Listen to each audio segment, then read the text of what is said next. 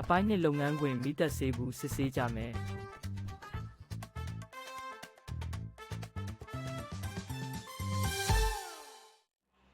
မင်္ဂလာပါ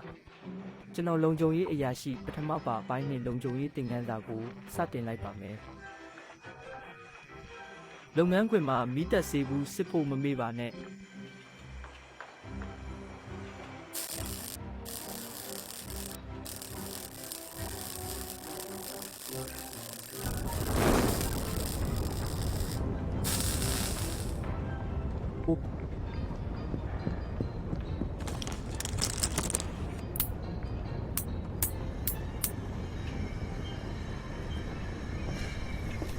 ကဲကြပါဦးမီးလောင်ပြီ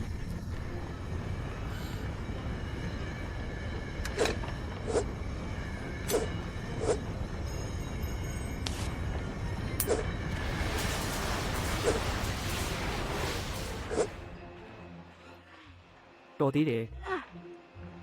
ကျေးဇူးတင်ပါတယ်ရှန်အာဒီ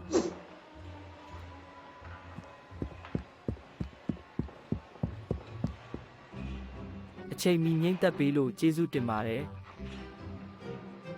မိသက်ဆေးဘူးသုံးတက်ဖို့နဲ့အသင့်သုံးနိုင်အောင်စစ်ဆေးထားဖို့ကအရေးကြီးပါတယ်တော်လိုက်တာကျွန်တော်အလုပ်ရှုပ်နေလို့စစ်ပေးဖို့အချိန်မရှိဘူးဒါနဲ့ဘာတွေကြည့်ရအောင်မလဲကျွန်တော်မေ့သွားပြီဆေးဘူးအခြေအနေစစ်ဆေးပါပျက်စီးမှုမရှိရပါခီအားတိုင်းကရိယာအပ်သည့်အစိမ်းရောင်တွင်ရှိရမည်သုံးပိုက်တွင်အကွဲကြောင်းမရှိရပါဓာတုဆေးဘူးများကိုအမှုန့်များမခဲစေရန်2ကြိမ်မှ3ကြိမ်ထိလှုပ်ပေးပါစစ်ဆေးနည်းကိုသိပြီဆိုလျှင်မိမိတို့၏တာဝန်ကိုမမေ့ပါနှင့်အရေးပေါ်အခြေအနေတွင်မိကိုမငြိမ်းနိုင်ပါကအလုပ်ကိုရပ်တန့်ပြီးစုရက်သို့သွားကအကူအညီတောင်းခံပါ